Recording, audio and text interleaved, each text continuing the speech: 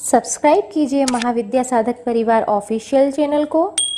Bell icon को press कीजिए, all option पर क्लिक कीजिए ताकि आने वाले वीडियोस की नोटिफिकेशन आपको मिलती रहे।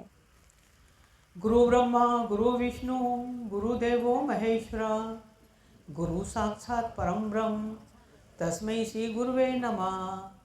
ध्यान मूलम गुरु मूर्ति पूजा मूलम गुरुपदम मंत्र मूलम गुरु वाक्य मोक्ष मूलम गुरु कृपा ही केवलम गुरु कृपा ही केवलम गुरु कृपा ही केवलम गुरु कृपा ही केवलम।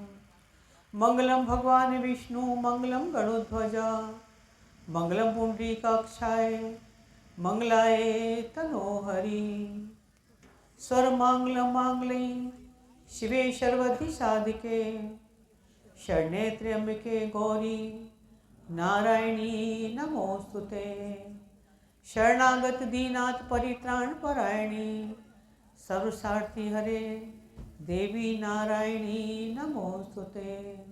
जय नारायणी नमोस्तुते जय नारायणी नमोस्तुते जय नारायणी नमोस्तुते। महाविद्या साधक परिवार के सभी शिष्यों को, सभी पुत्र पुत्रियों को आशीर्वाद है, हार्दिक अभिनंदन है और आप लोगों का स्वागत है। ग्राम देवताओं को नमस्कार है, स्थान देवताओं को नमस्कार है, कुल देवताओं को नमस्कार है, वासु देवताओं को नमस्कार है, संसार के सभी देवी देवताओं को मेरा नमस्कार है, अरहंतों को नमस्कार है, सिद्धों को नमस्कार है, आचार्यों को नमस्कार है, उपाध्यायों को नमस्कार है, संसार के सभी साधु संतों को मेरा हृदय से नमस्कार है। आप सभी लोग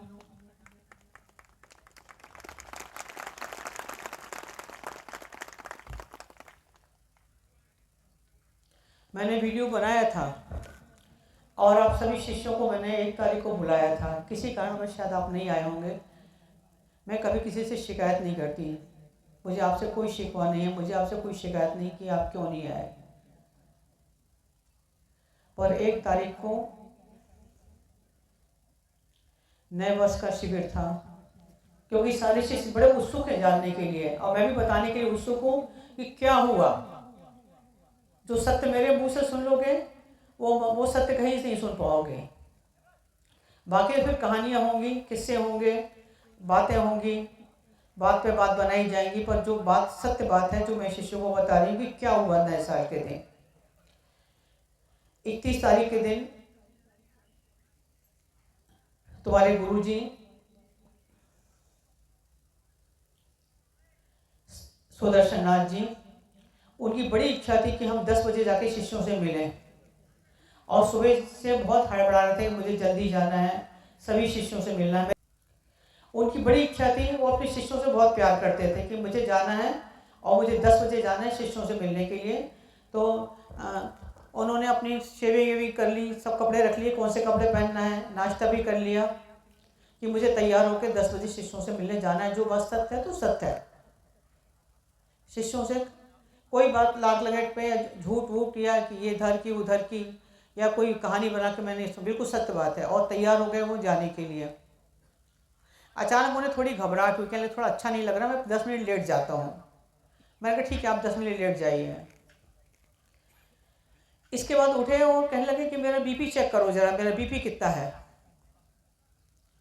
तो उनका ब्लड प्रेशर चेक किया, क्योंकि एक जब से गुरुजी का स्वास्थ्य खराब था तो एक मेडिकल बॉय उनके लिए सुबह से शाम तक रखा था, एक दिन के लिए, एक रात के लिए।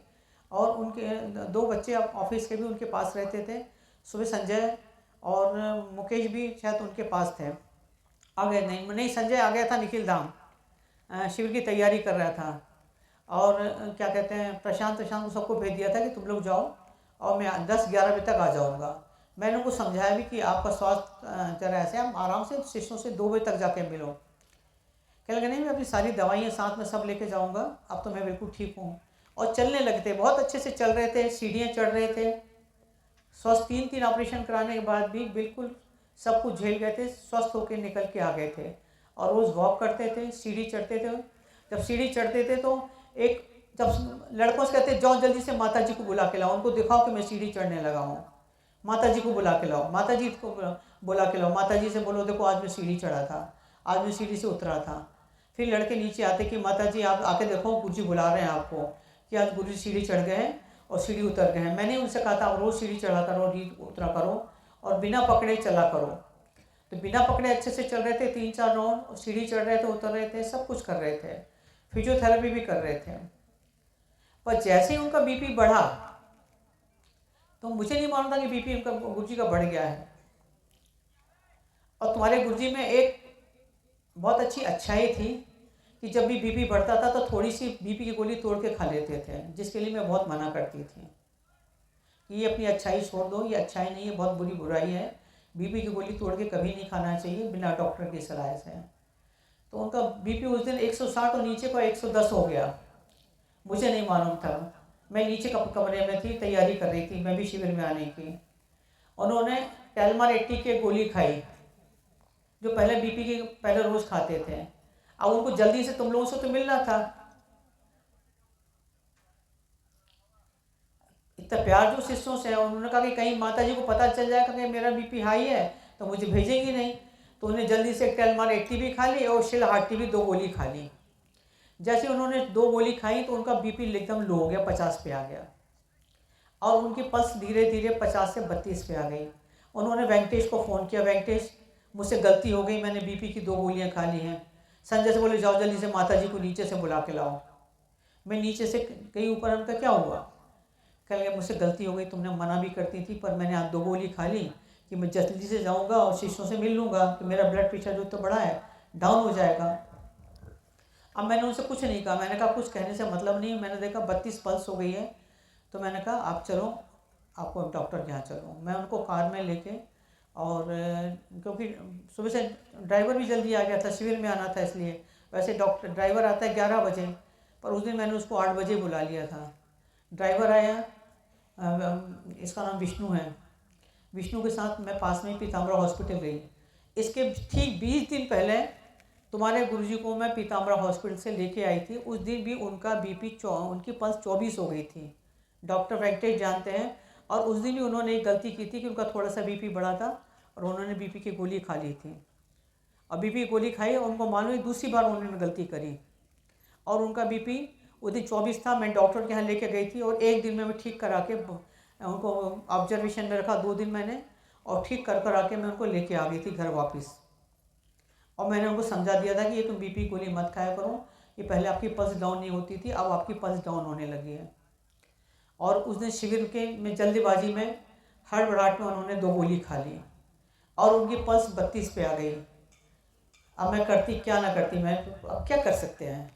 उनको डॉक्टर के यहाँ लेके गए, डॉक्टर ने कैथेटर वगैरह लगाया, सब किया, ग्लूकोज चढ़ाया, वैंस नहीं मिल रही थी। डॉक्टर ने फिर कहा कि ऑक्सीजन लेवल भी कम है, वैंस और क्या कहते हैं, इनकी पल्स वापस बढ़ नहीं रही है, जैसे पहले तो 24 से ही बढ़ गई थी।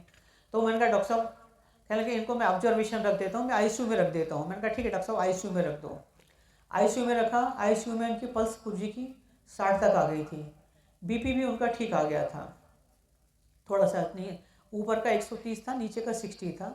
आईसीयू में थी, स्टेबल थे और मुझे ऐसी उम्मीद थी कि शाम तक ठीक हो जाएंगे। जब स्टेबल हो गए, बात करने लगे तो मैंने कहा कुछ खाओगे, बोले कुछ खिला दो मुझे। तो मैंने उनको एक रोटी भी खिलाई, जो घर से टिफ़िन आया था, थोड़ा खाना खिलाया और उनको आईसीयू में फिल्टाया। फिर मुझसे कहने लगे एक काम कर, बहुत सारे शिष्य आए हैं और मैं डॉक्टरों से कहने लगे मुझे 3 बजे तक ठीक कर दो। अब फिर उनका प्रेम देखो शिष्यों का, डॉक्टर से कहते हैं मुझे 3 बजे तक ठीक कर दो, मुझे शिष्यों से मिलने जाना है। डॉक्टर ने कहा आपको इतनी हाँपी आ रही है, आपका ऑक्सीजन लेवल इतना डाउन हो रहा है, आप कैसे शिष्यों से मिलने जाएंगे, आप कल जाना, आज आप थोड़ा यहीं रहो हॉस्पिटल में। मैंने तो फिर मुझसे कहने लगा मैं ऐसा करो साधना तुम चली जाओ और शिष्यों से बोल देना कि गुरुजी कल आएंगे। फिर मेरे पीछे ही पड़ गया, तुम चली जाओ तुम चली जाओ। मैंने कहा ठीक है। 3 बजे मैं वहाँ से गई घर, मैं आप लोगों के सामने आ गई थी। आप लोगों ने पूजन कराया, प्रयोग कराया और फिर शिष्यों से 8 बजे मैं घर कहा मैं अब नए साल तक तो नहीं रुक पाऊँगी। शिष्यों से उस दिन भी मैंने बता दिया था, उनसे कुछ झूठ नहीं बोला था, मैंने बोल दिया था तुम्हारे गुरुजी हॉस्पिटल में एडमिट है, उनकी बीपी थोड़ा डाउन है। और पल्स का मैंने इसलिए नहीं बताया कि मैं तुम लोगों को रुलाना नहीं चाह रही थी, मुझे रोना गाना अच्छा नहीं लगता। मैंने कहा ठीक है, नया साल है, जो है सो है, अब तुम लोग क्या कहते हैं, मैं आती हूँ, मैंने कहा, और कल मैं तुम्हारे गुरुजी को लेके आऊँगी। और मैं हॉस्पिटल गई। हॉस्पिटल जाके देखी गुरुजी स्टेबल तो थे और पर बेचैन थे, बार बार अब बिस्तर से उठ रहे थे, बैठ रहे थे, थोड़े से स्टेबल तो हुए थे। पर मेरी नंदन है, गुरुजी की बड़ी बहन, उनके दामाद जो हैं वो एम्स में डॉक्टर हैं। मैंने उनको फ़ोन करके बुला लिया था, डॉक्टर आष्टेकर को फ़ोन करके बुला लिया था कि मैंने 2-3 डॉक्टर इनके पास रहेंगे, तो डॉक्टर इनको अच्छे से देखेंगे, लापरवाही नहीं करेंगे। तो अपने शिष्य लोग भी 2-3 गुरुजी के पास आ गए थे और डॉक्टर आदेश भी आ गए थे, जो एम्स के बहुत बड़े डॉक्टर हैं वो भी आ गए थे, पराग जी भी आ गए थे, सब गुरुजी के साथ में ही थे। इसके बाद डॉक्टर आदेश करने लगे कि मामी ऐसा है कि मैं जाता हूँ आईसीयू में, वहाँ पर एम्स में मामा का इंतज़ाम करता हूँ, क्योंकि यहाँ मुझे कुछ समझ में नहीं आ रहा, नए साल का दिन है, सारे डॉक्टर छुट्टी पर हैं और कुछ ठीक से केयर नहीं हो पा रही इधर पर। तो मैंने कहा ठीक है, फिर मैं कहता हूँ आप जाओ, मैं आती हूँ लेके। फिर मैं तुम्हारे गुरुजी से पूछा, मैंने कहा क्यों, एम्स में चलना है क्या, आपको एम्स में एडमिट करा दें? बोले हाँ हाँ, मुझे एम्स में ले चलो, मुझे एम्स में एडमिट करा दो, यहाँ मुझे भी कुछ समझ में नहीं आ रहा है। अब बिल्कुल आखिरी बात सुनना, आप लोग ध्यान से सुनना। मैं एम्स में उनको लेके गई, उन्होंने कहा, जब जा रहे थे तो उन्होंने कहा साधना तुम मेरे साथ एम्बुलेंस में, तुम मेरे साथ बैठना, मुझे छोड़ के मत बैठना, तुम मेरे साथ बैठे रहना एम्बुलेंस में। मैंने कहा, पर संजय ने और डाबू जो लोग थे उन्होंने मुझे एम्बुलेंस में बैठाला नहीं, उन्होंने कहा पीछे कार से आइए और गुरुजी की ऑक्सीजन सिलेंडर पकड़ना पड़ेगा और गुरुजी को संभालना पड़ेगा, आप संभाल नहीं पाएंगे। जबकि गुरुजी ने 3-4 बार कहा था तू मेरे साथ रहना, मुझे बहुत हिम्मत रहती है तू रहती है तो मैंने कहा चलो ये लोग हैं ऑक्सीजन सिलेंडर को संभालेंगे और गुरुजी को भी संभालेंगे, मैं पीछे पीछे। और पूरे रास्ते वो बोल के आते, साधना मुझे बहुत घबराहट हो रही, साधना कहाँ है, साधना कहाँ है, साधना कहाँ है। पूरे रास्ते पर कम से कम गुरुजी ने 100 बार मुझे याद किया और मैं उनके पास में पीछे कार में थी। बाद में डाबू ने बताया कि गुरुजी माता जी पीछे पीछे आ रही क्योंकि एम्बुलेंस में जगह नहीं होती माता जी के बैठने के लिए, और अभी कहने लगे मुझे सांस नहीं आ रही, कहने नहीं नहीं आपका ऑक्सीजन लेवल 70 है, आपका सांस वगैरह सब ठीक है। और जैसे तैसे हम उनको एम्स में लेके गए। एम्स में लेके गए और एम्स में डॉक्टर लोगों ने सारी तैयारी करके रखी थी, क्योंकि डॉक्टर आदेश वहाँ के इंचार्ज हैं, उन्होंने आईसीयू में पूरा इंतज़ाम करके रखा था, ऑक्सीजन ये वो सब 5-6 डॉक्टर, हम लोगों को फटाक से जल्दी से उनको एडमिट किया और उनको क्या कहते हैं ऑक्सीजन मास्क भी लगाया, जो पेन में विशेष ऑक्सीजन मास्क होता है जिसमें हवा नीचे तक जाती है, ऑक्सीजन मास्क लगाया, उनका इको लिया, इको भी नॉर्मल था। और फिर मुझे लगा अभी ठीक हो जाएंगे क्योंकि एम्स में आ गए हैं। अब उन्होंने पता नहीं क्या सोचा, क्योंकि सांस में तकलीफ हो रही थी कि पल्स लो होने से गुरुजी का हार्ट उतने अच्छे से पल्पिटेशन नहीं कर रहा था जैसा करना चाहिए, हार्ट का वर्क उतना अच्छा हो नहीं पा रहा था, इसलिए उनको बहुत घबराहट और बहुत बेचैनी हो रही थी।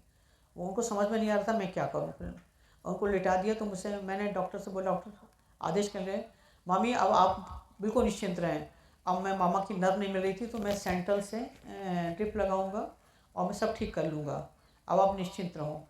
फिर मैं तुम्हारे गुरुजी के पास गई, मैंने कहा क्या, बोले तुम जाओ, सुबह से 7 बजे से लगी हुई हो, फिर शिविर भी लिया, अभी तुम परेशान हो रही हो, एक जाओ तुम। मैं कहा जाओ, बोले जाओ। मैं नीचे तक आई क्योंकि उनकी हिम्मत नहीं थी मेरे सामने कुछ करने की। मैं नीचे तक आई हूँ, थोड़ी दूर पे आई हूँ तो पराग का फ़ोन आया कि आप लौट के आ जाओ। पराग ने फ़ोन किया कि माता जी आप लौट के तुरंत आइए। मैंने कहा क्यों, क्या हो गया, गुरुजी को अटैक आ गया क्या, मैंने ऐसे बोला। तो कहने नहीं आप आ जाइए। मैं गई, उस बीच तुम्हारे गुरुजी ने क्या किया अब ये ध्यान से सुनो। जैसे ही मैं उन्होंने मुझे विदा किया और बुलाया पराग को, पराग इधर आओ। पराग जी उनके सामने आके खड़े हुए, कहने मुझे उठा के बिठा दो। तो डॉक्टर कहने लगा कि अरे ये तो आप मुझसे भी कह सकते थे कि मुझे उठा के बिठा दो। तो मुस्कुरा दिए, शरीर छोड़ने से 2 मिनट पहले, 2 सेकंड पहले मुस्कुरा दिए और बोले मास्क निकाल के अलग कर दो। मास्क निकाल के उनको अलग कर दिया, उनको बिठा दिया गया, अच्छे से बैठ गए वो। बैठ गए और उन्होंने मुंह से फूंक मारी, ऐसे एक फूंक मारी उन्होंने, आँख ऊपर की और ये हाथ की मुद्राएं बनाई, और इसके बाद बस उन्होंने अपने इच्छा मृत्यु से अपने प्राण छोड़ दिए। ये अटल सत्य है।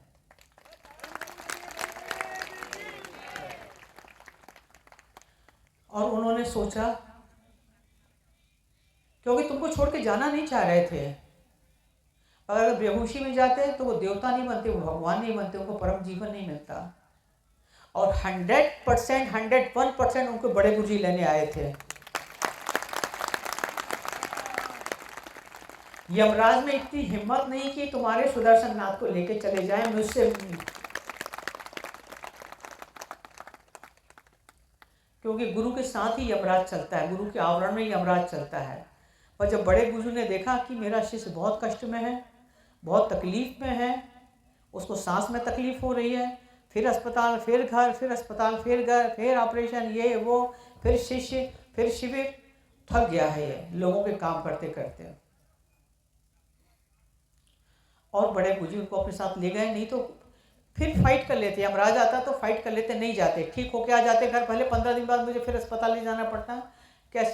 क्योंकि शरीर से परे थे, उनको अपने शरीर की कुछ चिंता नहीं थी कि मैं शरीर में क्या है, कैसा हूँ, कैसे जाऊँगा। जो पर जब बड़े गुरुजी आ गए तो उठ के बैठ गए वो, नहीं तो बैठते नहीं, मास्क निकाल के फेंकते नहीं, मास्क निकलवा के अलग कर दिया, मास्क निकाल दो मेरा, पराग से कहते हैं, और उठ के बैठ गए। बिल्कुल परम चेतन साईं बाबा के समान पैर पे पैर रख लिया, जैसे साईं बाबा बैठते हैं ऐसे बैठे वो, और आंख ऊपर कर दी, बिल्कुल आंख ऊपर की तो फिर आंख नीचे की नहीं, डॉक्टर ने आंख नीचे की, और तुरंत हार्ट बीट सीधी हो गई और पल्स 0 पे आ गई।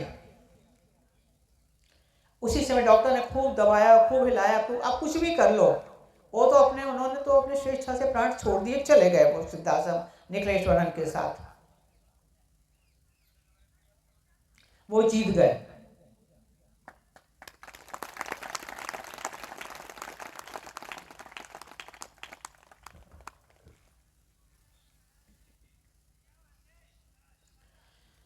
और शिष्यों से यही कहना चाहूँगी कि जब कोई परम चैतन्य अवस्था में, अगर तुम्हारे गुरुजी, मैं भी दुखी थी, मैं भी नाराज थी कि मुझे क्यों भेजा, मुझसे क्यों बाय बाय की, पर उनकी हिम्मत नहीं थी आंखों, क्योंकि मुझे डरते थे, मेरे सामने जा नहीं सकते थे वो, मेरे सामने बड़े गुरुजी भी कुछ नहीं, वो भी ऐसा नहीं कि डरते थे, पर एक आंखों में, कहता ना, एक आंखों में वो रहता है कि कैसे मैं साधना के सामने ने इसको लेके जाऊं अरविंद को। इन लोगों ने मेरे साथ गेम कर दिया, मेरे साथ बहुत बड़ा गेम हुआ है, और मैं उसी बात से दुखी थी, इसी बात से विचलित भी थी कि ऐसा क्यों किया इन्होंने, मुझसे ऐसा क्यों कहा। फिर क्या है, किसी भी चीज़ को समझने में एकदम से कोई बात समझ में आती नहीं है, एकदम से कोई जाता है तो एकदम से कोई भी बात किसी को भी समझ में नहीं आती। धीरे धीरे 2-3 दिन लगे मुझे समझने में और सब चीज़ जानने में। और अभी मैं तुमसे कहूँगी ऐसा हुआ, वैसा हुआ, ये है, वो है, तो शायद तुम्हें मेरी बातों पे विश्वास नहीं होगा, पर वास्तविकता ये है कि गुरुजी आके लेके चले गए और परम चेतन अवस्था में वो गए। परम चेतन अवस्था में जाना दुनिया का सबसे बड़ा सौभाग्य है। आंख खोल के बैठ के गए, जाना तो एक दिन सबको है। राजा रावण छत्रपति हाथन के असवारों मरती वीर्य जीव को कोई ना राखा नार। दलबल देवी देवता मात पिता, कितने भी देवी देवताओं से तुम्हारी जान पहचानो, पर जब अंत समय आता है तब जाना ही पड़ता है। राम को भी जाना पड़ा।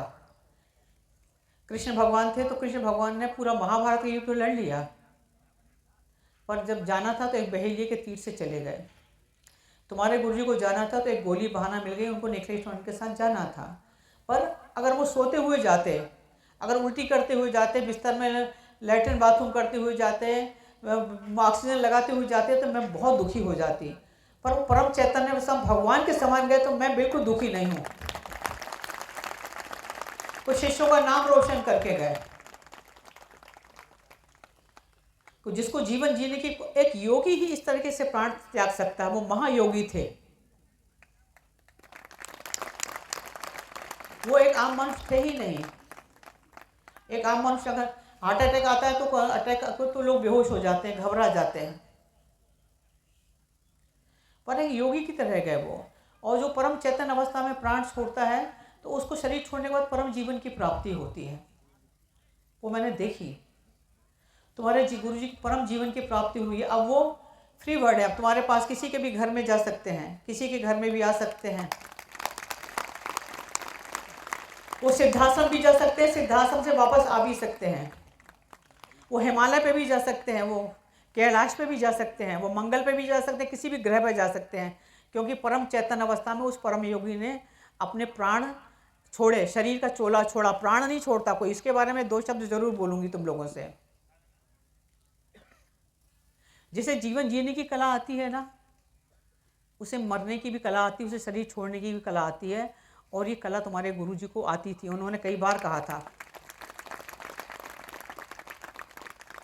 कि मुझे इच्छा मृत्यु का वरदान है साधना, मैं सिर्फ तुझे छोड़ के नहीं जा सकता, मैं तुझसे बहुत प्रेम करता हूँ, इसलिए मैं शरीर में कितना भी कष्ट हो, मैं शरीर को छोड़कर नहीं जा सकता, अपने शिष्यों से प्रेम करता हूँ। पर मैं अगर जिस दिन मुझे लगेगा तो मुझे इच्छा मृत्यु है, मैं किसी भी दिन इच्छा मृत्यु ले लूँगा। मैं कहते थे चुप तो हो जाओ यार, कुछ नहीं होगा, तुम्हें भी थोड़ा समय ख़राब है, आप ठीक हो जाएंगे, साल भर के अंदर आप ठीक हो जाएंगे। क्योंकि 1.5-2 साल के से मैं देख रही थी, मैंने अपने प्रवचन में नए साल में कहा भी था कि जब मृत्यु आती है तो 6 महीने पहले से मंडराना शुरू कर देती है। और पिछले 2 साल से तुम्हारे गुरु के चारों तरफ मृत्यु मंडरा रही थी, उनके जाने का समय आ गया था। ऐसा नहीं कि अकाल मृत्यु हुई है।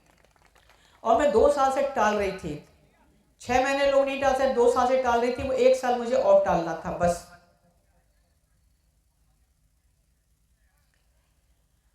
पर उन्होंने मुझे मौका नहीं दिया। शिष्य भी मेरे पास आते हैं, मैं उनका ऑरा देख लेती हूँ कि हाँ इसके ऊपर भी किसी चीज़ का साया हटा देती। पर उन्होंने जब खुद इच्छा से ही चले गए, इच्छा से ही प्राण त्याग दिए, ना मैं उनसे कुछ कह सकती हूँ, मैं ना निखिलेश आनंद से कुछ कह सकती हूँ। और ये पूरी कहानी है तुम्हारे गुरु जी के सिद्धाश्रम गमन की, शरीर छोड़ने की, कि तुम्हारे गुरु ने परम चैतन अवस्था में बैठ के, बड़े गुरुजी ने भी जब शरीर छोड़ा था, मेरी बात सुनो ध्यान से, बड़े गुरुजी ने भी जब शरीर छोड़ता था वो भी परम चैतन अवस्था में थे। उन्होंने मुझे कहा था साधना तू 3 जुलाई को मेरे पास आ जाना मतलब आ जाना। मैंने कहा गुरुजी 7 जुलाई को मेरी नंदन की शादी है, वैसी शादी लेट हो रही है और 3 जुलाई को मैं कैसे आ पाऊँगी।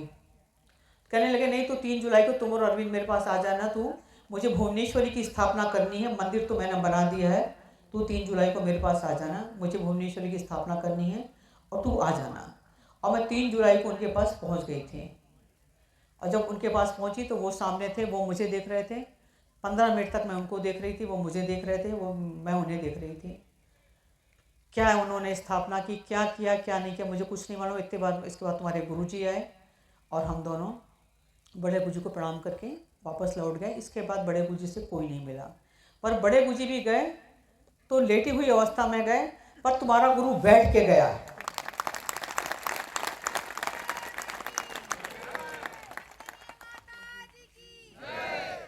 वो लेटे नहीं थे, वो बैठ गए थे, उठ के साईं बाबा की तरह, और वो बैठ के गए हैं। इस बात की मुझे खुशी है कि परम चैतन्य अवस्था में गए। उन्होंने अपने शिष्यों का आने वाले समय में एक दिन तो सबको जाना है। जीवन तो क्या है, पानी का बुलबुला है, पर कौन कैसे जाता है। तो तुम्हारे गुरु जिस तरह से गए वो तुम्हारा सर ऊंचा करके गए।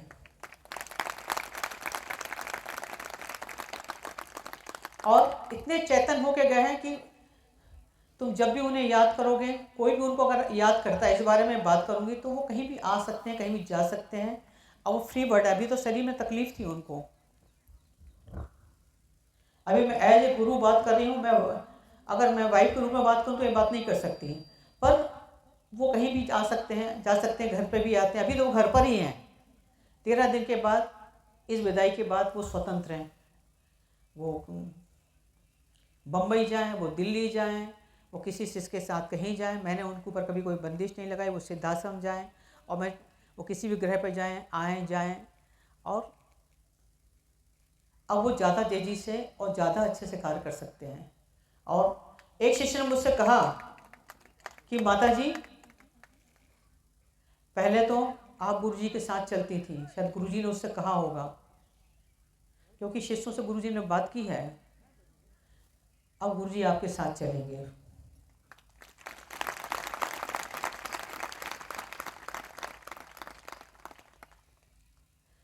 हम लोग बात करते हैं जीवन की,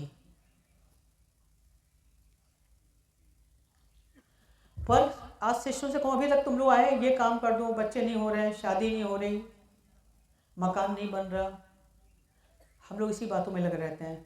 पर हम लोगों ने कभी हायर मैथमेटिक्स पढ़ा नहीं, कभी ना हायर मैथमेटिक्स की हमने कभी बात की है। पर अब समस्याओं के साथ साथ अब मैं बहुत ज़्यादा कंकड़ पत्थर नहीं बटोरूंगी। मैं चाहती हूँ कुछ शिष्य ऐसे हों जो मेरे साथ हायर मैथमेटिक्स पढ़े हैं,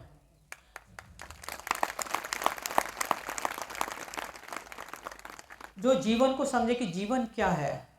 आप कहीं आपने जीवन को देखा है क्या? हाँ माता जी, मैंने जीवन को देखा, हम चलते हैं, उठते हैं, बैठते हैं, खाते हैं, पीते हैं, सोते हैं, हमने जीवन को कैसे नहीं देखा?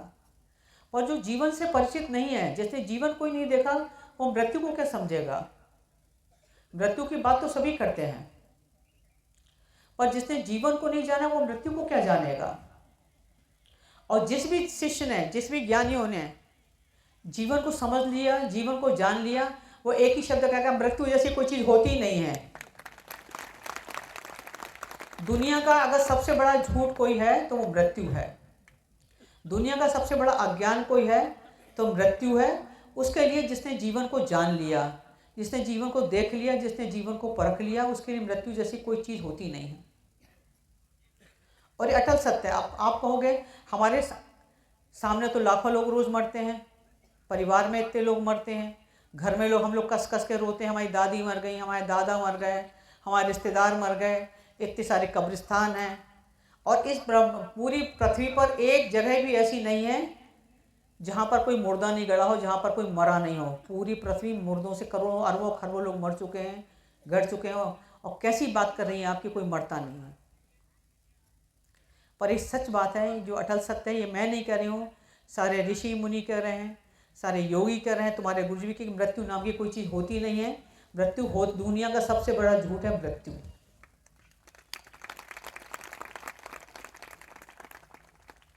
पर जिसने जीवन को देख लिया, जीवन को समझ लिया, जिसने जीवन का जान लिया, जिसने जीवन का प्रकाश देख लिया, जिसने, क्योंकि प्रकाश की सत्ता आपके पास है, मृत्यु अंधकार है और प्रकाश की सत्ता आपके पास है। अगर आपने प्रकाश को देख लिया तो जिसने भी अपने अंदर के प्रकाश को देख लिया, अपने अंदर के जीवन को देख लिया, वो कहेगा नहीं, वास्तव में जीवन ही जीवन है, जीवन के आगे कुछ नहीं है, जीवन के आगे परम जीवन है। और ये देवता बनने की कला है और तुम सबको हम देवता बना देंगे। क्योंकि बिना देवत्व के, बिना जीवन के दर्शन किए, बिना हायर मैट्रिक को समझे, जब भगवान बुद्ध को ज्ञान प्राप्त हुआ, उन्होंने सब कुछ देखा, सब कुछ जाना, तो सारे देवी देवता ने उनसे कहा, जैसे तुम्हारे गुरुजी कहते हैं मेरे बारे में कुछ बताओ शिष्यों को, मेरे बारे में शिष्यों को बताओ कि मैं गया नहीं हूं, पर तुम्हें कैसे बताऊं, मैं चाहती तुम खुद जानो।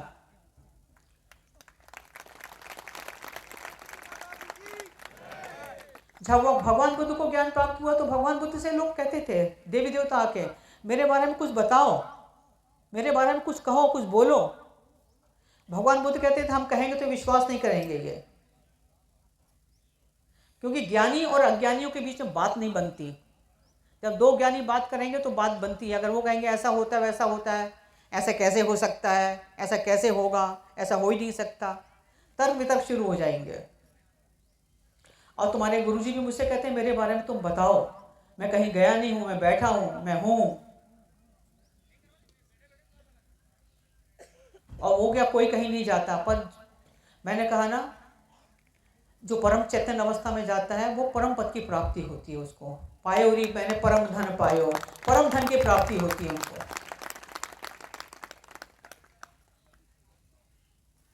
एक बार सूरज, एक बार अंधकार भगवान के पास गया। अंधकार भगवान से कहता है, भगवान इस सूरज ने मुझे बहुत परेशान कर रखा है। बोले क्या कर दिया इस सूरज ने तुम्हारा? बोले भगवान मैं जहाँ भी जाता हूँ ये सूरज मेरा पीछा करता है, मुझे चैन से जीने ही नहीं देता, मुझे चैन से रहने ही नहीं देता। इस अंधेरे इस सूरज ने मुझे इतना परेशान कर रखा है। मैं जहाँ भी जाता हूँ वहीं चैन से नहीं रहने देता, मैं जहाँ जाता हूँ वहाँ चैन से नहीं रहने देता। बताओ मैं क्या करूँ। थोड़े दिन रात को मिलते हैं, सुबह से फिर खड़ा हो जाता है मेरे सामने, फिर चैन से नहीं जीने देता। भगवान ने सूरज को बुलाया, भाई सूरज तुम अंधकार को क्यों परेशान करते हो। वो तुम्हारी कंप्लेंट कर रहा था कि तुम मुझे बहुत परेशान करते हो अंधकार। सूरज ने कहा बुला लो अंधकार को, हो जाए आमने सामने बात कि मुझसे परेशान करता हूँ कि नहीं करता। बुलाओ अंधकार, कहाँ अंधकार को। सूरज तो भगवान के सामने बैठ गया पर अंधकार आया ही नहीं। वो सूरज के सामने अंधकार आ ही नहीं सकता ना, जहां जीवन है वहां मृत्यु आ ही नहीं सकती। जहां प्रकाश है वहां अंधेरा कैसे हो सकता है। पर हम भ्रम में हैं। और तुम लोग शिष्य हो, तुम लोग साधक हो, अध्यात्म की उच्च अवस्था पे हो, निखिलेश्वरानंद के शिष्य हो, मेरे शिष्य हो, अरविंद जी तुम सुदर्शन नाथ के शिष्य हो। तो हम चाहते हैं कि तुम लोग भी उस परम प्रकाश को देखो, वो परम सत्ता जो तुम्हारी सत्ता है, और उस सत्ता तक तुमको लेके जाओगे, ये मेरा तुमसे वादा है।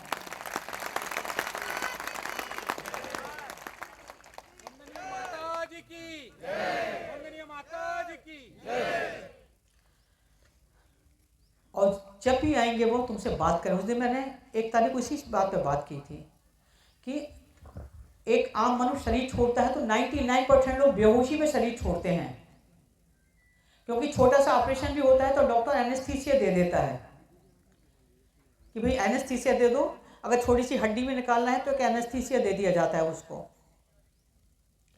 पर जब शरीर से पूरी की पूरी चेतना बाहर निकलती है तो आदमी बेहोश हो जाता है, वो इतनी तकलीफ बर्दाश्त नहीं कर पाता। पर योगी फूंक मार के चेतना को बाहर निकाल देते हैं। लो हम यहाँ खड़े हैं, हम बाजू में खड़े हैं, तो तुम्हारे गुरु जी का निर्वाण हुआ है, मृत्यु नहीं हुई है। कोई यमराज को लेने नहीं आए, उनका निर्वाण हुआ है। और एक आम आदमी मरता है तो बेहोशी में मरता है, और बेहोशी में कभी किसी को मरना ही नहीं चाहिए। अगर बेहोशी में शरीर छोड़ दिया तो यही नहीं पता हम कहाँ से आए हैं, कहाँ जाना है। और लोग बात करते हैं हमारा जीवन, हमारा जीवन। क्या तुम्हारा जीवन है? तुम्हें मालूम है तुम कहाँ से आए हो? तुम्हें मालूम है तुम्हें कहाँ जाना है? जब यही नहीं मालूम हम कहाँ से आए हैं, हमें कहाँ जाना है, तो काहे का जीवन है? तो जिसको जीवन जीने की कला आती है तो उसको शरीर छोड़ने की भी कला आती है। वो देखता है जीवन को कि मृत्यु कुछ नहीं होती, तो बेहोशी में प्राण नहीं त्यागता। चाहे भगवान राम को देख लो, तुम कृष्ण को देख लो, 2400 तीर्थंकर को देख लो, जैनियों के, सब ने राजाओं के घर में जन्म लिया, बड़े बड़े घर में जन्म लिया। किसी अपनी इच्छा से जन्म लेते हैं, अपनी इच्छा से आते हैं इस कारागृह में, और अपनी इच्छा से जाते हैं अपना मिशन पूरा करके। न किसी स्त्री के लिए आते हैं, न किसी पुरुष के लिए कोई आता है, न कोई खाने के लिए आता है, न कोई पीने के लिए आता है, न कोई ऐश्वर्य के लिए आता है। बहुत छोटी उम्र से हम और तुम्हारे गुरुजी दोनों बड़े गुरुजी के पास चले गए थे। जब मैं डॉक्टर थी, मैं 50-60 हज़ार रोज कमाती थी, मैं चाहती तो सब कुछ देख लेती, पूरा विश्व घूम लेती, पर मैंने आज तक पासपोर्ट तक नहीं बनवाया। मैंने आज तक समुद्र भी नहीं देखा, मैंने कोई पहाड़ भी नहीं देखा, कोई तीर्थ स्थान भी नहीं देखा मैंने आज तक। वो जीवन का उद्देश्य था नहीं इस पृथ्वी पे आने का। मैंने निखिलेश्वर को देखा, उनके लिए हम दोनों आए थे, और तुम लोगों के लिए आए थे, और तुम लोगों के अलावा कुछ नहीं देखा, ना कुछ जाना ना जानना है।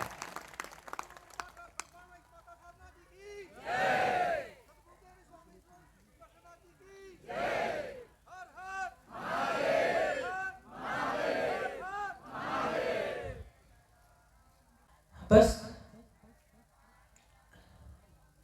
आगे सभी शिष्यों को मेरी एक आवाज पे आना है। कौन आएगा कौन नहीं आएगा, कौन आएगा हाथ ऊपर कर दो।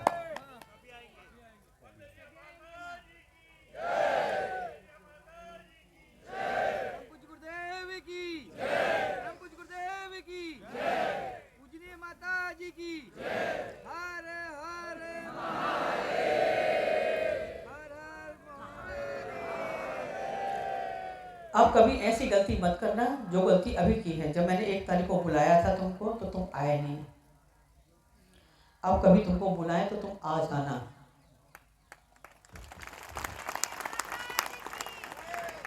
नहीं तो आदमी पछताता रहता, चले गए, अब रोते हो कि अब चले जाते तो अच्छा रहता, माता जी ने बुलाया था।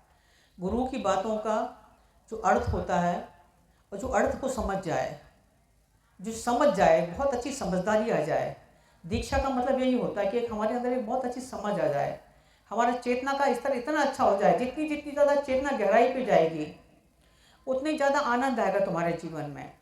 नहीं तो कितना ही पैसा आ जाए, लोग लड़ते झगड़ते रहते हैं, बाल पकड़ पकड़ के लड़ते हैं, चाहे पैसा हो, चाहे अच्छा खाने हो, अच्छा पीने हो, अच्छे कपड़े हो, फिर भी लोग लड़ते हैं, झगड़ते हैं, हमेशा उदास रहते हैं, हमेशा परेशान रहते हैं। रोज़ एक नई बहाना निकाल लेते उदास होने का, रोज़ एक नया बहाना निकाल लेते रोने का, रोज़ एक नया बहाना मिल जाएगा आपको लड़ने झगड़ने का। पर जब गहराई से चेतना के स्तर पर जाओगे तो आनंद के फूल बरसेंगे और रोना धोना ये सब चीज़ें अपने आप कंकड़ पत्थर छटते जाएंगे और हीरे आपके हाथ में आते जाएंगे और ऐसे ही हीरे आपके हाथ में आए। मेरा आप लोगों को आशीर्वाद है। और आज आनंद के साथ आज सिद्धाश्रम दिवस है, गुरु जी की सिद्धाश्रम गमन यात्रा है।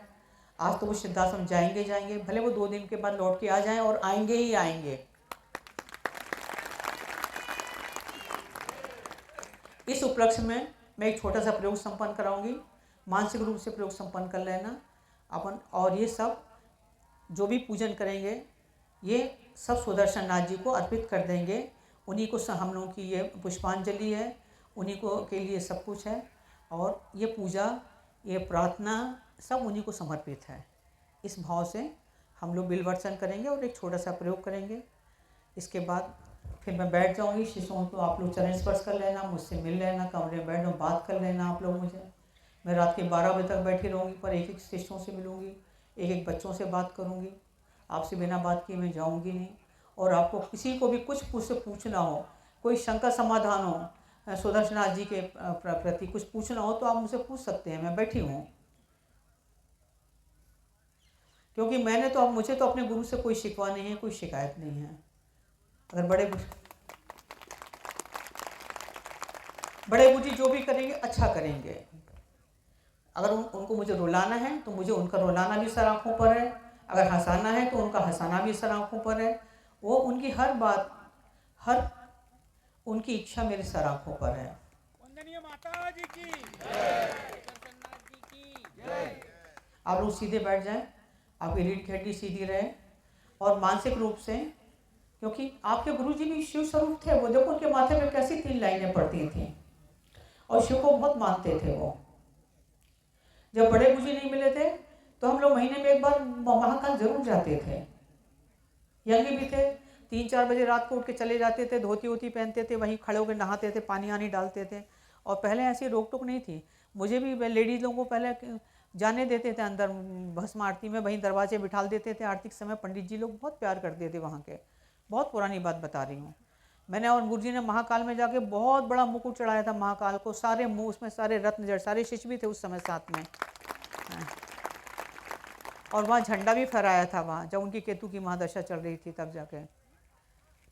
तो महाकाल को बहुत मानते थे, इसलिए अपन बिल्वर्चन करेंगे। आप सीधे बैठ जाएं और आंख बंद कर लें और ऐसे सोचें कि आपके पास बहुत सारे बेलपत्री हैं और आप क्या कहते हैं बिल्वर्चन कर रहे हैं। बोलो ओम सांब सदाशिवाय नमः। शिव तत्व न जानामि कीटो असि महेश्वरा, यादोषो अपि महादेवा तादृशाय नमो नमः। नमः सर्वहितार्थ जगदाधाराय हेतवे, शांतांगोरे प्रणम्योहम प्रत्येन मया कृता। हाथ में जल लें मानसिक रूप से और संकल्प करें जो भी आपकी इच्छा हो, जो आप चाहते हैं, आप क्या चाहते हैं ये आपके ऊपर है। और आप जो चाहते हैं आपकी सभी इच्छा पूरी होगी आज। 3 बार बोला ओम विष्णु विष्णु विष्णु अतः शास्त्री देश कालो संकीर्त है। अपना गोत्र बोलें, अपना नाम बोलें। मम जन्म राशि वर्तमान 9 ग्रह पीड़ा जन परिहार्थे, दैहिक दैविक भौतिक त्रिविक तापोशमनार्थे, नाना विंध्यागत भय निसरस्त पूर्वक, उत्तम आयु आरोग्य ऐश्वर्य वृद्धार्थे, पुरुषार्थ चतुर्वर्ग सिद्ध्यर्थे, स्थिर धन लक्ष्मी, पुत्र पौत्र प्रपौत्र सुखवाप्यप्ते, अस्थिर लक्ष्मी चिरकाले पर्यंत संरक्षणार्थे, पूर्वजन्म पुण्योदय फलस्वरूपेण प्राप्ते, पुण्यावासरे जन्म जन्मांतरे कृत समस्त पात कक्षार्थे साम सदाशिव प्रीत्यर्थे अष्टोदश स्त्रोत्रमं बिलपत्रम अर्चनम अहम करिष्ये। छोड़ दें। फिर एक आचमनी जल लें। ओम अश्वसी बिलपत्र से स्त्रोत मंत्र से ऋषभ ऋषि योगीश्वर ऋषि साम सदाशिव देवता अनुष्ठ छंद ओम बीजम नमः शक्ति शिवेति कीलकम अष्टोत्तर स्त्रोत मंत्रे बिलपत्रम समर्पयेन विनियोगः। छोड़ दें। ओम सदाशिवाय मुष्टाभ्याम नमः, नम गंगाधराय तर्जनीभ्याम नमः, मम मृत्युंजयाय मदिवाभ्याम नमः, शिव शिव फूलपाण्या नामिकाभ्याम नमः, वम पिनाकने कनिष्ठाभ्याम नमः, ओम यम उमापति कर्तल कर्पष्टाभ्याम नमः, ओम सदाशिवाय हृदयाय नमः, ओम नम गंगाधराय शीर्षे स्वाहा, ओम मृत्युंजयाय शिखाय वषट, ओम शिव शूलपूर्णाय कवचाय होम, ओम वम पिनाकने नेत्राय वषट, ओम उमापति अस्त्राय फट। आंख बंद कर लें और ध्यान कर लें। ओम शांतम पद्मासनस्ता शशिधर मुक्तम दिव्य कपूर गौरम शूलव्रजम चाखटवंग परशुवं भैदम दक्ष भागे वहंतम नागम पाशम चा घंटम प्लयुत वयम सांकुशम वाम भागे नाना अलंकार युक्तम स्फटिक मणिनिभम पार्वती पतिम नमामि। बिलपत्रम शिवार्पणम। सभी शिष्य ऐसे बोलेंगे कि पूरा निखल धाम गूंज जाए। त्रिदत्रोकाकारम त्रिनेत्रम च त्रियायुधम त्रिजन पाप संहारम बिलपत्रम शिवार्पणम। त्रिशाखे बिलव्रतेश अच्छिद्रे कोमले शुभम तव पूजा करिष्यामि बिलपत्रम शिवार्पणम। सर्वलोकैक कर्तारम सर्वलोकैक पालकम सर्वत्रैलोक्य हर्तारम बिलपत्रम शिवार्पणम। नागाधिराजवल्यम नागहारेण भूषितां नागकुंडल संयुक्तम बिलपत्रम शिवार्पणम। अक्षयमाला धर्मरुद्रम पार्वती प्रिय बल्लभम चंद्रशेखर मीशानां बिलपत्रम शिवार्पणम। त्रिलोचन दशभुजम दुर्गा देहार्तधारिणम विभूतेन चर्चिते देवं बिलपत्रम शिवार्पणम।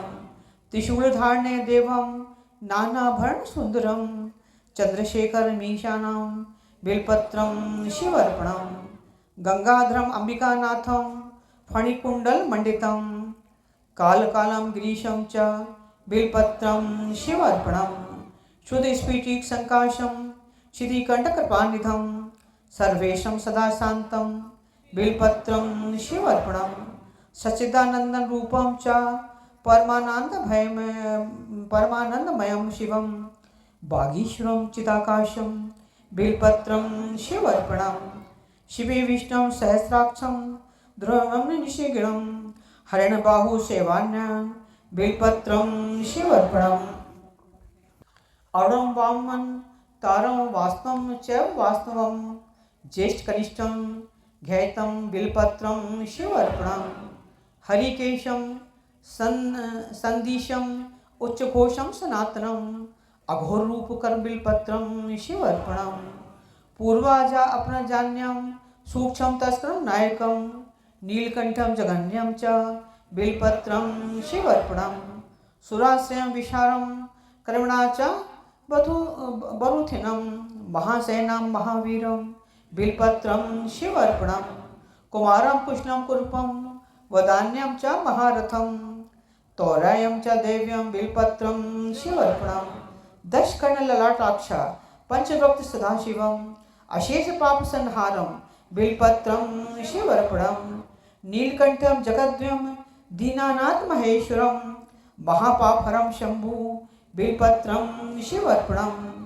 चूड़ामणि कृतम विदुम बनीकृत वासुकिम कैलाश निलयम भीमं च बिलपत्रम शिवार्पणम। कपूरम कुंदल धवलम नरकावर्ण तारकम कर्णामृत सिंधु च बिलपत्रम शिवार्पणम।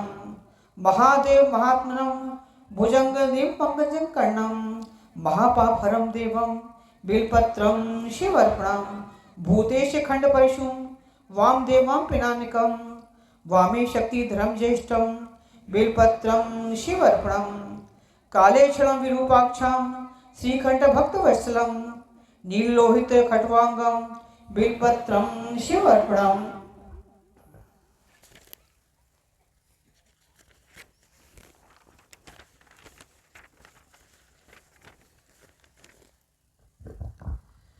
कैलासवासिनं भीमं कठोरं त्रिपुरान्तकं वृषांक वृषभारूढं बिल्पत्रं शिवर्पणं सांप्रियं सर्मयं भस्मोद्दीलित विग्रहं मृत्युजयं लोकनाथं च बिल्पत्रं शिवर्पणं दारिक दुःखहरणं रविचन्द्रनं ब्रह्मणि चन्द्रमौलि बिल्पत्रं शिवर्पणं सर्वलोकमयाकारं सर्वलोकैकसाक्षिणं निर्मलं निर्गुणाकारं च बिल्पत्रं शिवर्पणं सर्वतत्त्वात्मक साम्बं च सर्वतत्त्वविदूरकं सर्वतत्त्वस्वरूपं च बिल्पत्रं शिवर्पणं सर्वलोकैकगुरुं स्थाणुं सर्वलोकैकवरप्रदं सर्वलोकैकनेत्रं च बिल्पत्रं शिवर्पणं ममन्थो दुर्णं शैव भवभर्गपरात्मं कमलाप्रियपूज्यं च बिल्पत्रं शिवर्पणं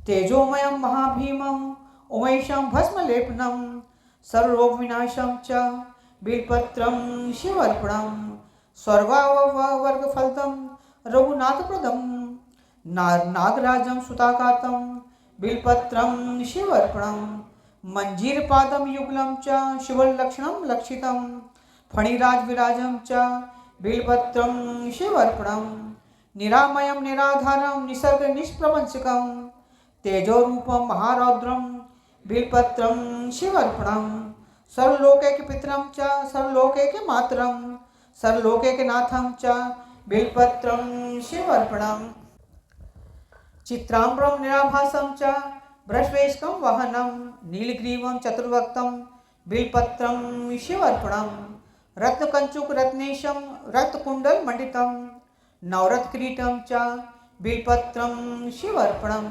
दिव्यरताम्बुली स्वर्णं कण्ठाभरणभूषितं नानारत्नमणिमयं बिल्पत्रं शिवर्पणं रताम्बुली विलसत् करशाखा नखप्रभं भक्तमानसहैगं च बिल्पत्रं शिवर्पणं वामाङ्गभागे विलसत् च अंबिका क्षीणनं प्रियं पुण्डरीकमिक्ष्वाक्षं च बिल्पत्रं शिवर्पणं सम्पूर्णकामदं सौख्यं भक्तेष्टफलकारकं सौभाग्यं हितकारकं बिल्पत्रं शिवर्पणं नानाशास्त्रगुणोपेनं ईश्वरमङ्गलं विग्रहं विद्यात्रवेदरहितं बिल्पत्रं शिवर्पणं अप्रेमं गुणाधारं च वेदकृतविग्रहं धर्माधर्मप्रवत्तं च बिल्पत्रं शिवर्पणं गौरीविलाससदनं जीवजीवं पितामहं कल्पान्तभैरवं शुभ्रं बिल्पत्रं शिवर्पणं सुखदं दुःखनाशं च दुःखनाशकं सुख अवतारं भद्रं च बिल्पत्रं शिवर्पणं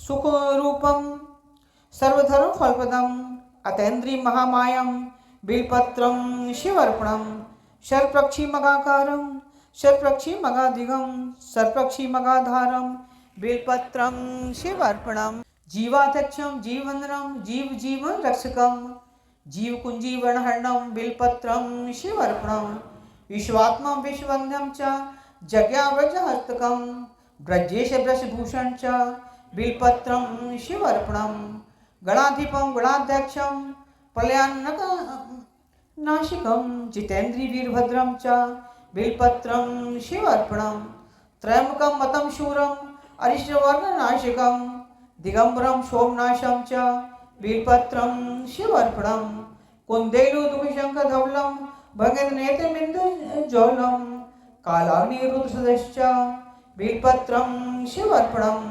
कम्बुजग्रीवं कम्बुजकण्ठं धैर्यं च धैर्यवर्धकं शालूदचर्वसनं च बिल्पत्रं शिवर्पणं जिनमें देवत्व होता है उनमें बहुत धैर्य होता है। शालुवर्णम च जगत उत्पत्ति हेतु च जगत प्रलय कारकम पूर्णानंद स्वरूपम च बिलपत्रम शिवर्पणम स्वर्णकेशम महातेजम पुण्यश्रवण कीर्तिकम ब्रह्मांड नायक तारकम बिलपत्रम शिवर्पणम मंदार मूल निलयम मंदार कुसुम प्रियम मंदार प्रीतम बिलपत्रम शिवर्पणम महेंद्रियम महाबाहु विश्वास परिपूर्वकम सुलभासुरम लक्ष्यम च बिलपत्रम शिवर्पणम बीजाधारम बीज रूपम निर्बीज बीज वृद्धिकम परेशम बीजनाशकम च बिलपत्रम शिवर्पणम युवाकारम युवाधीशम युगकृते युगनाशकम परेश बीजनाशम च बिलपत्रम शिवर्पणम धूर्जटा पिंगल जटा जयमंडल मंडिताम कपूरगौरम ग्रीशम च बिलपत्रम शिवर्पणम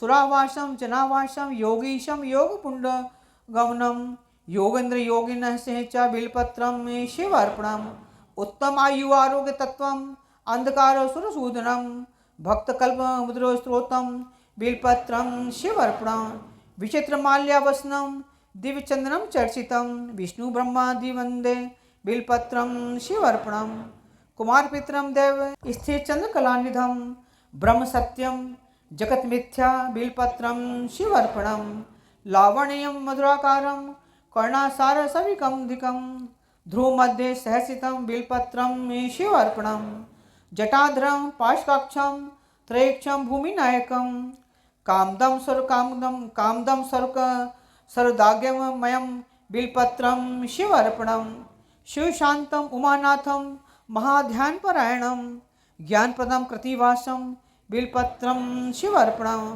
वासुकी रुद्र हारम च लोकानुग्रह कारणम कोटिकन्या महादानम बिलपत्रम शिवर्पणम शशांकधारणम गर्भम सर्वलोकैक शंकरम शुद्धम च शाश्वतम नित्यम बिलपत्रम शिवर्पणम शरणागत दीनाथ परित्राण परायणम गंभीरम षट्वष्टाकारम बिलपत्रम शिवर्पणम भोक्ताकारम भोजनम च भोज्यम जेतारम चितमांसम कर्णम कारणम विष्णु बिलपत्रम शिवर्पणम क्षेत्रे क्षेत्रपालम च परमार्थ प्रयोजनम व्योमकेशम भीमवेशम बिलपत्रम शिवर्पणम बौद्धजम कर्णास्रोतम श्रोतिष्ठे यमनाशिकम हिरण्यगर्भम हेमांग बिलपत्रम शिवर्पणम दक्ष चामुंडका जनकम मोक्षदम मोक्षनायकम हैंडम हेम रूपम च बिलपत्रम शिवर्पणम महाशमशान निलयम च प्रच्छ स्फटिक प्रभम वेदांत वेद रूपम च बिलपत्रम शिवर्पणम ईश्वरम धर्ममयम नाथम च ब्रह्ममयम च स्नेहम विभुम जगत्रिवासम प्रबंधम च बिलपत्रम शिवर्पणम रुद्राक्ष माला भरणम रुद्राक्ष प्रिय दर्शनम रुद्राक्ष भक्त संश्रेतम बिलपत्रम शिवर्पणम फणेन्द्र बिलसत्कंठम भुजंग भरणम प्रियम दक्षावर विनाशम च बिलपत्रम शिवर्पणम नागेंद्र बिलसत्कर्णम महेंद्र बलव्रतम मुनिवंदम मुनिश्रेष्ठम बिलपत्रम शिवर्पणम महेंद्र चर्म वसनम मुनिनाम जीविकम सर्वदेवादिपूज्यम च बिलपत्रम शिवर्पणम निधनेशम धनाधीशम अपमृत्यु विनाशिकम लिंगमूर्ति लिंगाम बिलपत्रम शिवर्पणम भक्त कल्याणगदम भक्तम वेद वेदांतम सुसंतकम कल्प कृतम कल्पनाशम च बिलपत्रम शिवर्पणम घोरपातकम दावाग्नि जन्म कर्म विवर्धनम कपालमानाभरणम बिलपत्रम शिवर्पणम मातांगचल वैष्णव वीरदम पवित्र धारकम विष्णुकांतम अनंतम च बिलपत्रम शिवर्पणम यज्ञकर्मम फलाध्यक्षम यज्ञ विनाशकम यज्ञेश यज्ञ भोक्तारम बिलपत्रम शिवर्पणम कलाधीशम त्रिकालज्ञ दुष्ट निग्रह कारकम योगी मानसम पूज्य च बिलपत्रम शिवर्पणम महोन्नत महाकायम महोधर महाभुजम महावक्रम महावृद्धम बिलपत्रम शिवर्पणम सुनेत्रम सुलालटम च सर्वभीम पराक्रम महेश्वर शिवत्रम बिलपत्रम शिवर्पणम समस्त जगदाधारम समस्त गुण सागरम सत्यम सत्य गुणोपेतम बिल्पत्रम शिवर्पणम। माघ कृष्णम चतुर्दशा पूजार्थ च जगद दुर्लभ सर्वदेवानां बिल्पत्रम शिवर्पणम। तत्रादि दुर्लभम मन्ये नाना मास सेन्दुवासरे प्रदोष काले पूज्या च बिल्पत्रम शिवर्पणम। शालग्रामेषु विप्राणां तटोकेट कुभ्यो कोटि कन्या महादानम बिल्पत्रम शिवर्पणम। दर्शनम बिल्पत्रम स्प्रे पापनाशकम अघोर पाप संहारम बिल्पत्रम शिवर्पणम। तुलसी बिल्व निर्गुंडी जंबीर मलकदम पंचबिल्व तिमाख्या बिल्पत्रम शिवर्पणम। अखंड बिल्पत्रस्य पूज्यते शंकरम मुच्यते सर्वपापेभ्यो बिल्पत्रम शिवर्पणम।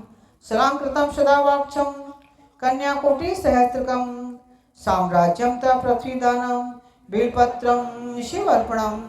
10 कोटि तुरंगानाम अश्वमेघ सहस्त्रकम। अश्वमेघ यज्ञ कराने के बराबर फल प्राप्त होता है शिव जी को 108 बेलपत्ती चढ़ाने से। सत्वम केटुधीनम च बिल्पत्रम शिवर्पणम।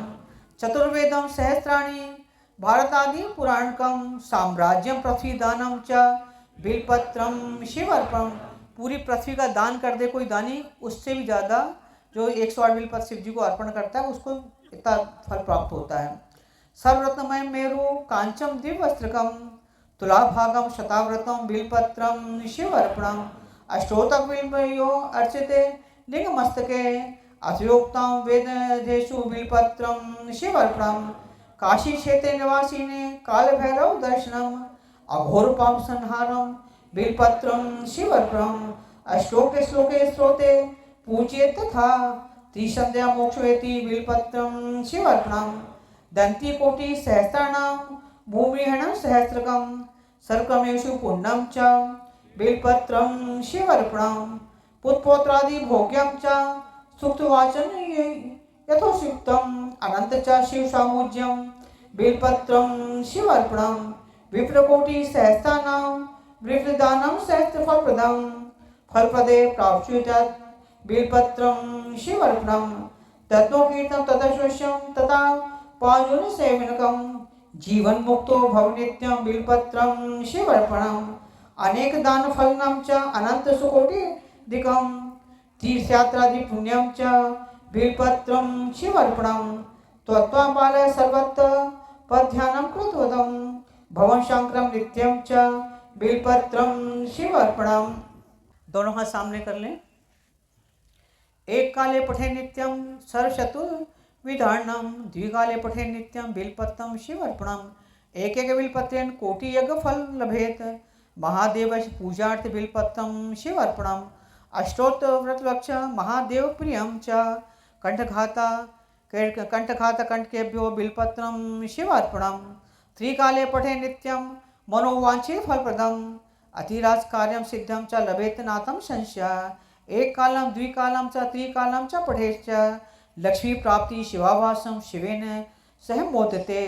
कोटि जन्म कथं पापं तेन विनश्यति सप्त जन्म कथं पाठं श्रवेण विनश्यति। जन्मांतर कथं पापं पठेन विनश्यति दिवारात्रि कथं पापं दर्शन माते विनश्यति।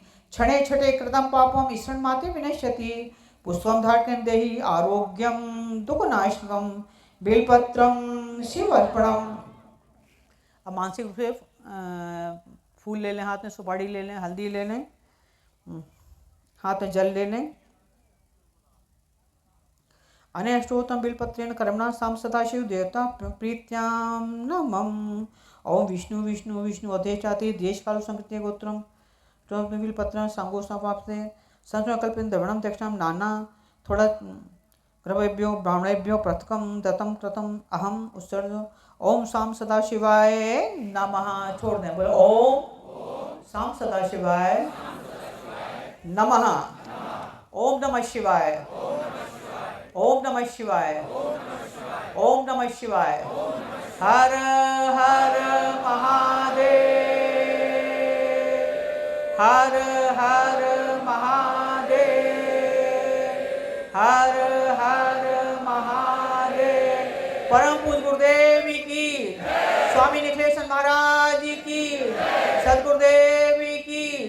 हर हर महादेव, हर हर महादेव, हर हर महादेव। हाथ जोड़ लें। ओम श्री शिवाय नमः, ओम महेश्वराय नमः, ओम श्री शंभे नमः, श्री पिनाकने नमः, श्री शशिशेखराय नमः, श्री वामदेवाय नमः, श्री विरूपाक्षाय नमः, श्री कपर्दने नमः, श्री नीललोहिताय नमः, श्री शंकराय नमः, श्री शूलपाणने नमः, श्री खटवांगने नमः, श्री विष्णुवल्लभाय नमः, श्री पीठविष्टाय नमः, श्री अंबिकानाथाय नमः, श्री कंठाय नमः, भक्तवत्सलाय नमः, श्री भवाय नमः, शर्वाय नमः, त्रैलोक्येश्वराय नमः, सिद्धिकंठाय नमः, शिवप्रियाय नमः, उग्राय नमः, श्री कपालने नमः, श्री कामने नमः, श्री पार्वती प्रियाय नमः, श्री गंगाधराय नमः, श्री लटाक्षाय नमः, श्री कालकालाय नमः, श्री कृपानिधे नमः, श्री भीमाय नमः, श्री परमशुकाय नमः, श्री मृगपाणने नमः, श्री जटाधराय नमः, श्री कैलासवासने नमः, श्री कौचे नमः, श्री कठोराय नमः, श्री त्रिपंतकाय नमः, श्री वृषकाय नमः, श्री वृषवारूढ़ाय नमः, श्री भस्मधूल विग्रहाय नमः, श्री सांप्रियाय नमः, श्री स्वरमयाय नमः, श्री त्रिमूर्ते नमः, श्री अनीश्वराय नमः, श्री सर्वज्ञानाय नमः, श्री परमात्मने नमः, श्री सोमसूर अग्निलोचनाय नमः, श्री हरिविर्दमनाय नमः, सोमाय नमः, श्री पंचवक्ताय नमः, श्री सदाशिवाय नमः, श्री विश्वेराय नमः, श्री वीरभद्राय नमः, श्री गणनाथाय नमः, श्री प्रजापते नमः, श्री हिरण्यकेतसे नमः, श्री दुर्वेशाय नमः, श्री गिरीशाय नमः, श्री गिरजापते नमः, श्री अग्नाय नमः, श्री भुजंगभूषाय नमः, श्री भर्गाय नमः, श्री गिरजानाथाय नमः, श्री गिरजाप्रियाय नमः, कृतिवासाय नमः, पुराणवे नमः, भगवते नमः, अंबिकानाथाय नमः, मृत्युंजय नमः, सूक्ष्मतन्वे नमः, जगद्व्यापने नमः, जगद्गुरुवे नमः, व्योमकेशाय नमः, महासेनाय नमः, जनकाय नमः, चारुविक्रमाय नमः, श्री रुद्राय नमः, श्री भूतपते नमः, श्री स्थामणे नमः, श्री अहिबुद्धाय नमः, श्री दिगंबराय नमः, श्री अष्टमूर्ते नमः, श्री अनेकात्मने नमः,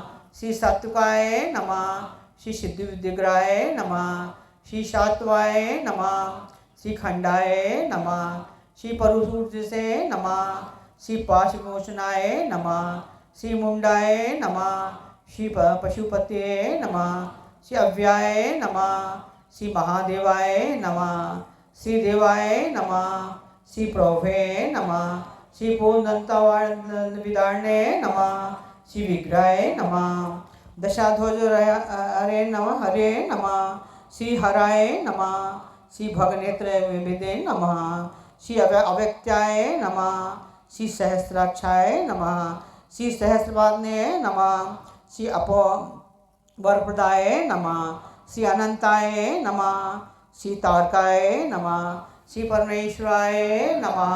बोलो ओम शाम सदाशिवाय नमः। हर हर महादेव। खड़े हो जाओ। हर हर महादेव, हर हर महादेव। छोटा सा तर्पण करेंगे 10 मिनट का, और ऐसे भाव करेंगे कि आप हम सब साथ साथ नर्मदा किनारे खड़े हैं और तर्पण कर रहे हैं। हाथ जोड़ लें। ओम प्रसन्न बदनाभो चामुल्फ नैना चला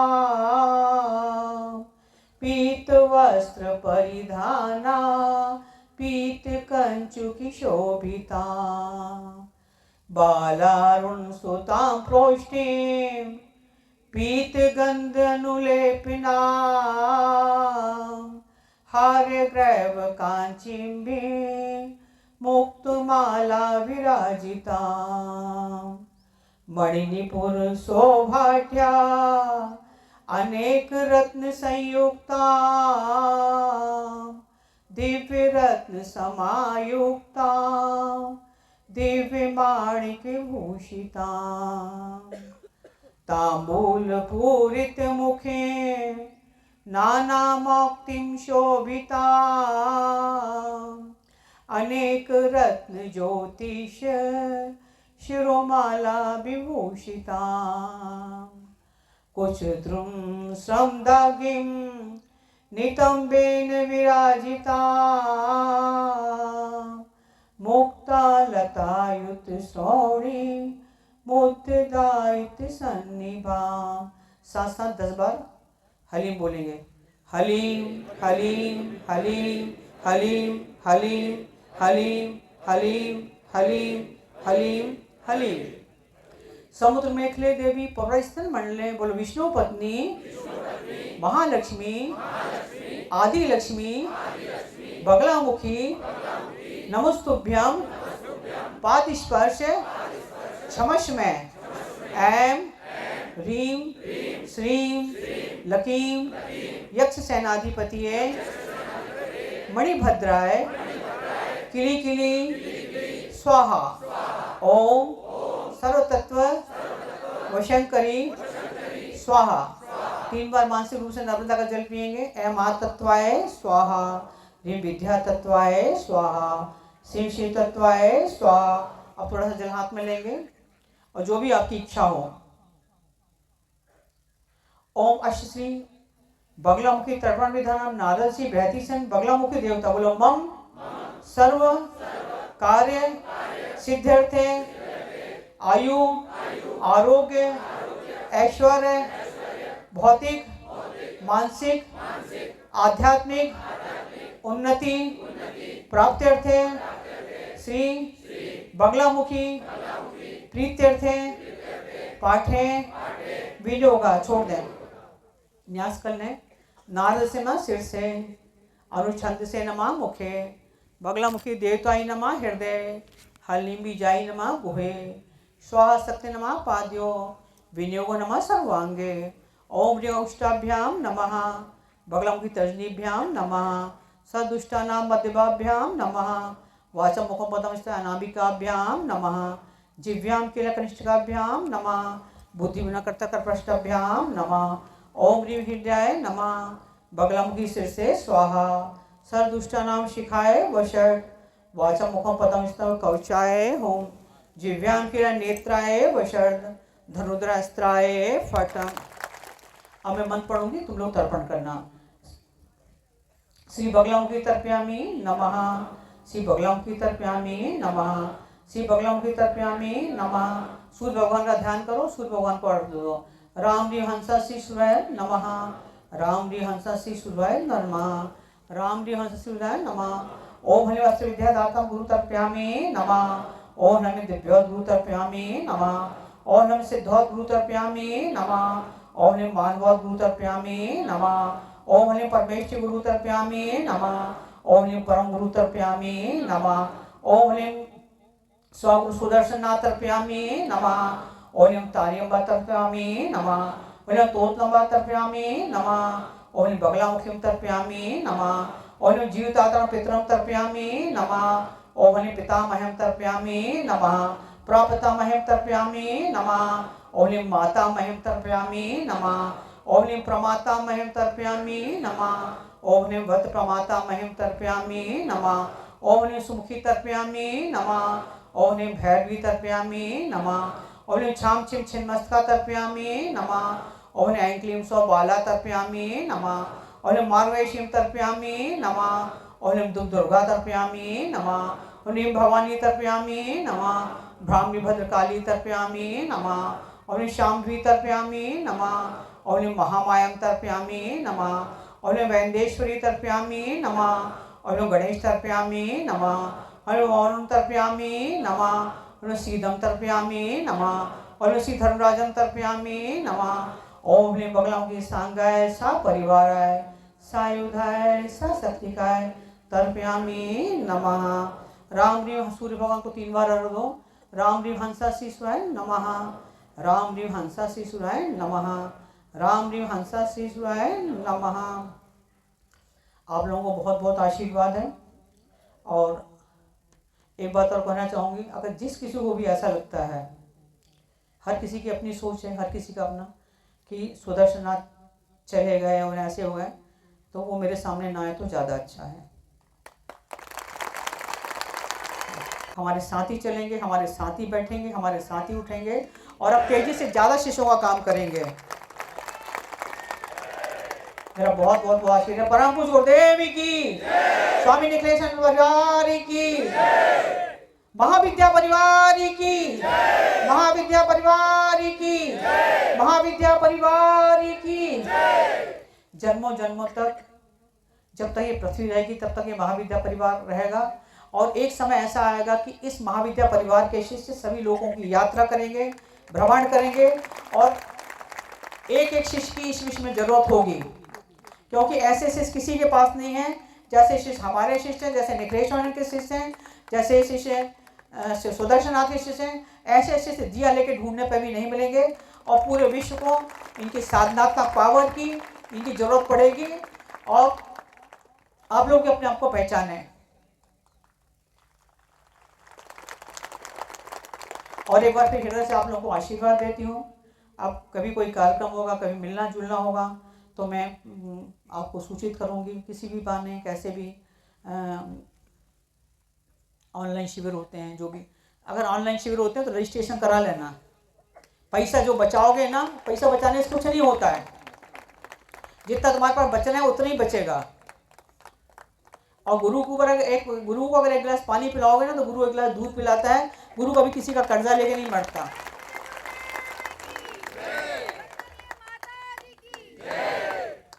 आप लोग सब भोजन कर लेना, प्रसाद ले लेना अच्छे से, और फिर मुझसे कमरे में आके मिल लेना। मेरा फिर से एक बार बहुत बहुत आशीर्वाद है आप लोगों का।